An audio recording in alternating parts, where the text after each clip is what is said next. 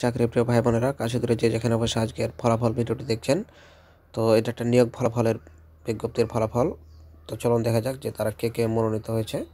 তো দেখতে পাচ্ছেন চট্টগ্রাম বন্দর কর্তৃপক্ষ, বন্দর ভবন চট্টগ্রাম 4100, পরিচালক প্রশাসন চবকের বিজ্ঞপ্তি নম্বর 95 2022 তারিখ 21 নভেম্বর 2022 খ্রিস্টাব্দ। তো দেখতে পাচ্ছেন যে চট্টগ্রাম বন্দর কর্তৃক এর সহকারী সাব ইন্সপেক্টর পদে জনবল নিয়োগের নিমিত্তে অনুষ্ঠিত লিখিত ও মৌখিক পরীক্ষার ফলাফল নিমিত্তে নিম্নোক্ত রোল নম্বর দ্বয় প্রার্থীগণ প্রাথমিকভাবে মনোনীত হয়েছেন। দেখতে পাচ্ছেন পদের নাম হচ্ছে সহকারী সাব ইন্সপেক্টর। এখানে যে 12টা রোল দেওয়া আছে, সে 12 জন তারা সিলেক্ট করেছে। তারপর দেখতে পাচ্ছেন আপনি আপনার অ্যাডমিট কার্ডে যে রোল দেওয়া ছিল সেটার সাথে আপনি মিলিয়ে নেবেন যে আপনি সিলেক্ট হয়েছেন কিনা। 2 নম্বরে দেখতে পাচ্ছেন বিভিন্ন কিছু রুলস দেওয়া আছে, আপনারা নিজ দায়িত্বে সেই রুলসগুলো ভালোভাবে পড়বেন। তারপর তারা যেখানে প্রেরণ করতে পড়েছে সেখানে সে অনুযায়ী আপনারা কাজ করবেন।